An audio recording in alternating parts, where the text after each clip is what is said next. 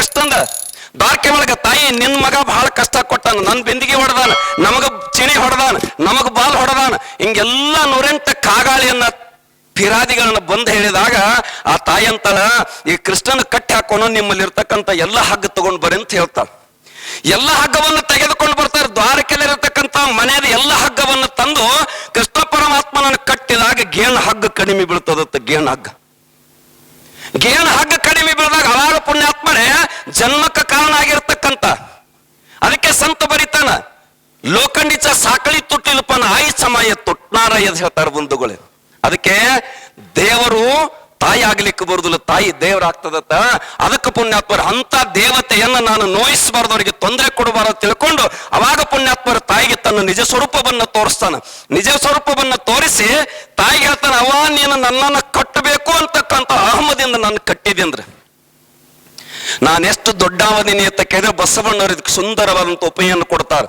ಜಗದಗಲ ಮುಗಿಲಗಲ ಮಿಗೆ ಅಗಲ ತಿಳ್ಕೊಂಡು ಪಾತಾಳದ ಅತ್ತೆತ್ತ ಬ್ರಹ್ಮಾಂಡದ ಅತ್ತೆತ್ತ ಇಷ್ಟು ದೊಡ್ಡವನಾಗಿರ್ತಕ್ಕಂಥ ಭಗವಂತನ ಹೇಗೆ ಕಟ್ಲಿಕ್ಕೆ ಬರ್ತದಂತ ಕೇಳಿದ್ರೆ ಭಕ್ತಿ ಪ್ರೇಮ ಶ್ರದ್ಧೆಯಿಂದ. ಅದನ್ನೇ ಕಬೀರ ಬರೀತಾನೆ, ಮುಂಗಿತ್ತೊಪ್ಪೊಮ್ಮೆ ಗುಂಗುರು ಬಜತು ಓಬಿ ಅಲ್ಲಾ ಸುಲ್ತಾತ್ ಹೇಳ್ತಾರೆ. ಇರಿಬಿ ಕಾಲದಲ್ಲಿ ಕಟ್ಟಿರ್ತಕ್ಕಂಥ ಗೆಜ್ಜಿನಾದ ಪರಮಾತ್ಮನಿಗೆ ಮುಟ್ತದ, ಆದ್ರೆ ನಿಲ್ಲ ಅಂತಃಕರಣ ಪೂರ್ವಕವಾಗಿ ಹೊಟ್ಟೆ ಅಂದು ಬರ್ಬೇಕತ್ತ ಭಕ್ತಿ ಅನ್ನೋದು, ಹೊಂಕಳದಂದು ಬರ್ಬೇಕತ್ತ ಅಂತಃಕರಣ ಪೂರ್ವಕವಾಗಿ ನೀನು ಕರೆದ್ರ ಇರಿಬಿ ಕಾಲ ಕಟ್ಟಿರ್ತಕ್ಕಂಥ ಗೆಜ್ಜಿ ನಾದ ಸಹಿತ ಪರಮಾತ್ಮನಿಗೆ ಕೇಳಿಸತ್ತೆ ಅಂತಕ್ಕಂಥ ಮಾತು ಕಬೀರರು ಬರೀತಾರ. ಹಂಗ ನೀನ್ ಏನ್ ಮಾಡುವತ್ತ ಕೇಳಿದ್ರ ಭಕ್ತಿ ಭಾವದಿಂದ ನನ್ನನ್ನು ಕಟ್ಟು, ಗೇಣ ಹಗ್ಗದಿಂದ ನಾನು ಕಟ್ಲಿಕ್ಕೆ ಬರ್ತೈತೆ ಅಂತಕ್ಕಂಥ ದಿವ್ಯ ಸಂದೇಶವನ್ನ ತಾಯಿಗೆ ಕೊಡ್ತಾನ. ಅವಾಗ ಪುಣ್ಯಾತ್ಮರ ತಾಯಿ ಅಂತಾನೆ, ನಿನ್ನ ನಿಜ ಸ್ವರೂಪವನ್ನು ಅರಿಲಿಲ್ಲ, ನಾನ್ ತಿಳ್ಕೊಲಿಲ್ಲ, ಬರೇ ನನ್ನ ಮಗ ಅಂತಕ್ಕಂಥ ಒಮ್ಮೆ ಭ್ರಮೆ ಒಳಗೆ ನಾನು ಬಂದು ಹೊರತಕ್ಕರೆ ನೀ ವಿಶ್ವದ ಒಡೆಯ ಅಂತಕ್ಕಂಥದ್ದು, ಜಗವೆಲ್ಲ ನಿನ್ನ ಉದರದೊಳಗೈತೆ ಅಂತಕ್ಕಂಥದ್ದು, ನೀ ಮಾಯೊಳಗ ನಿನ್ನೊಳ ಮಾಯ ಅಂತಕ್ಕಂಥ ಕನಕರ ಮಾತು ಬರ್ತದ. ಅಂತ ಅದ್ಭುತವಾಗಿರ್ತಕ್ಕಂಥ ಭಗವಂತನನ್ನು ಕಟ್ಲಿಕ್ಕೆ ಏನ್ ಬೇಕು ಅಂತಕ್ಕಿದ್ರೆ ಶುದ್ಧವಾಗಿರತಕ್ಕಂಥ ಭಕ್ತಿ, ಅದಕ್ಕೆ ಪ್ರೇಮ ಅಂತ ಕರಿತಾನೆ. ನೆರೆಕೆನ್ನಿಗೆ ತೆರೆಗಲ್ಲಕ್ಕೆ ಶರೀರ ಗೂಡ ಹೋಗದ ಮುನ್ನ, ಅನ್ಯರಿಗೆ ಹಂಗಾಗುವ ಮುನ್ನ, ಮೃತ್ಯು ಮುಟ್ಟುವ ಮುನ್ನ, ಮುಪ್ಪಿಂದಪ್ಪ ಅಳಿಯುವ ಮುನ್ನ ಭಜಿಸು ನಮ್ಮ ಕೂಡಲ ಸಂಗಮ ದೇವನ ಹೇಳ್ತಾರ. ಭಗವಂತನನ್ನು ಕಟ್ಲಿಕ್ಕೆ ಏನು ಬೇಕಾಗಿತ್ತು ಅಂತಕ್ಕಿದ್ರೆ ಪುಣ್ಯಾತ್ಮರೇ, ನೀವು ದಂಡವತ್ ಹಾಕಿರೋ ಸಾಧ್ಯ ಇಲ್ಲ, ನೀವು ದೇವ್ರ ನಮಸ್ಕಾರ ಹಾಕಿದ್ರು ಸಾಧ್ಯ ಇಲ್ಲ. ಭಗವಂತನ ಕಟ್ಲಿಕ್ಕೆ ಏನು ಬೇಕು ಅಂತಕ್ಕ ಅತ್ಯಂತ ಪರಮ ಪವಿತ್ರವಾಗಿರ್ತಕ್ಕಂಥ, ಅದಕ್ಕೆ ಪರಮ ಪವಿತ್ರ ಅಂತ ಹೇಳ್ಯಾರ. ಪ್ರೇಮ ಅಂತ ಕರೆದ್ರೆ ಪ್ರೇಮ ಪ್ರೀತಿನೇ ಬಾಂಧವತ್ತು ಮನಸ್ಸು, ಅದಕ್ಕೆ ಸರ್ವನನ್ನು ಪ್ರೀತಿಸು ಅದು ನಿನ್ನ ದೇವರು ಅಂತಕ್ಕಂಥ ಸಂದೇಶ ಕೊಡ್ತದ. ಅದಕ್ಕೆ ಮಾನವ ಜನ್ಮ ನಮ್ಗೆ ಯಾಕೆ ಸಿಕ್ಕೈತಿ, ಅಪರೂಪವಾಗಿರ್ತಕ್ಕಂಥ ಜನ್ಮ ಬಂದದ ಎದಕ್ಕಾತ ಕೇಳಿದ್ರ ಭಗವಂತನ ಒಲಿಸಲಿಕ್ಕೆ ಬಂದ. ದೇವನ ಒಲಿಸಲು ಬಂದು ಪ್ರಸಾದ ಕಾಯವಿದು ಕೆಡಸದಿರದ ನಾ ಕೆಡಸಿದಿರು ಅಂತಕ್ಕಂಥ ಮಾತು ಬರೀತಾರ.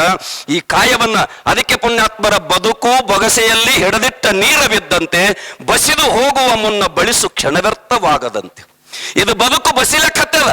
ಹಂಗ ಬಗಸಿಯೊಳಗೆ ಹೆಂಗ ನೀರು ಹಿಡಿದಾಗ ನೀರು ನಿಲ್ಲುದಿಲ್ಲೋ ಹಂಗ ಬದುಕು ಕೂಡ ಒಂದಿವ್ಸ ಬಸ್ಸದು ಹೋಗ್ತದ. ಅದಕ್ಕೆ ಬದುಕು ಬಸೆದು ಹೋಗುವ ಮುನ್ನ ಬಳಿಸು ಕ್ಷಣವ್ಯರ್ಥವಾಗದಂತೆ. ಎಲ್ಲಿ ಬಳಸುವುದದ, ಎಲ್ಲಿ ಬಳಸೋದದ ಪುಣ್ಯಾತ್ಮರೇ? ಶರೀರನ ಬಹಳ ಜನ ಬಳಸಿಲ್ಲ, ಬಲಿ ಕೊಟ್ಬಿಟ್ಟಾರ. ಇವರೆಲ್ಲ ಬಳಸ್ಕೊಂಡವರು ಪುಣ್ಯಾತ್ಮರು ಯೋಗಿಗಳಾದ್ರು, ಸಂತರಾದ್ರು, ಜ್ಞಾನಿಗಳಾದ್ರು. ನಾವೆಲ್ಲ ಏನ್ ಮಾಡಿಬಿಟ್ಟು ಅಂದ್ರೆ ಬಲಿ ಕೊಟ್ಬಿಟ್ಟು. ಎದಕ್ಕೆ ಬಲಿ ಕೊಟ್ಟಿದ್ದಕ್ಕಿದ್ರೆ ಮಣ್ಣಿಗಾಗಿ ಕೊಟ್ಟು, ಹೆಣ್ಣಿಗಾಗಿ ಕೊಟ್ಟು, ಹೊಣ್ಣಿಗಾಗಿ ಕೊಟ್ಟು ನಮ್ಮ ಬದುಕನ್ನು ಹಾಳು ಮಾಡ್ಕೊಂಡು ಬಿಟ್ಟು. ಅದಕ್ಕೆ ಜ್ಞಾನಿಗೆ ಹೇಳ್ತಾರೆ ಪರಮಪೂಜ ಸಿದ್ದೇಶ್ವರಪ್ಪಗಳು, ಬದುಕು ಬೊಗಸೆಯಲ್ಲಿ ಹಿಡಿದಿಟ್ಟ ನೀರ ಬಿದ್ದಂತೆ ಬಳಿಸು ಕ್ಷಣ ವ್ಯರ್ಥವಾಗದಂತೆ. ಎಲ್ಲಿ ಬಳಸೋದದ?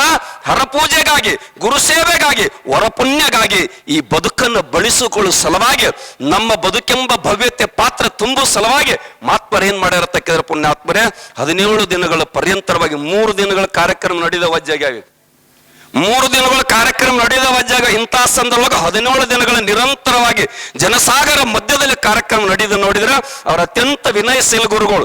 ಬಹಳ ಸಲ ಅವಾಗ ನಾವು ಕೂಡಿರ್ತಕ್ಕಂಥ ಸಂದರ್ಭ ಪುಣ್ಯಾತ್ಮರೇ ಅವರನ್ನು ಕಂಡಾಗ ಏನ್ ಅನ್ಸದಕ್ಕೆ ಬಸವಣ್ಣವ್ರ ಮಾತು ನೆನಪಿಗೆ ಬಂದದ್ ಬಿಡ್ತದ. ಮುಗಿದ ಕೈ ಬಾಗಿದೆ ತಲೆಗೆ ಇರಿಸು ಕೂಡಲ ಸಂಗಮ ದೇವ ಅಂತಕ್ಕಂಥದ್ದು.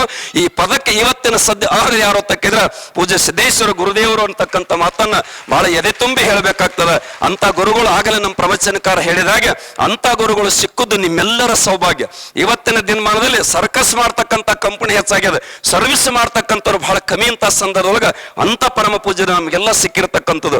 ಅದು ವಿಶೇಷವಾಗಿ ನಮ್ಮ ಅಭಿನವ ಸಿದ್ಧಾರೂಢಪ್ಪಗಳು ಇವತ್ತಿನ ಸಾನ್ನಿಧ್ಯದೊಳಗೆ ನಾನು ಬಂದಿನಿದ್ರೆ ನಂದು ಕೂಡ ಭಾಗ್ಯ ಪುಣ್ಯಾತ್ಮರೆ ಅಂತ. ಯಾಕಂದ್ರೆ ಬಹಳ ಅಪರೂಪವಾಗಿರ್ತಕ್ಕಂಥ ಸೇವೆ ನಡೆದು ನಮ್ಮ ಭಾಗದಲ್ಲಿ 12 ಜ್ಯೋತಿರ್ಲಿಂಗ ದಿವ್ಯ ದರ್ಶನವನ್ನ ನೋಡೋದಿತ್ತಂದ್ರೆ ಒಂದು ಸಲ ನೀವು ಹುಬ್ಬಳ್ಳಿ ಶ್ರೀಮಠಕ್ಕೆ ಶಾಂತಾಶ್ರಮಕ್ಕೆ ಬರ್ರಿ ಅಂತಕ್ಕಂಥ ಮಾತನ್ನ ಎದೆ ತುಂಬಿ ಹೇಳ್ಬೇಕಾಗ್ತದ.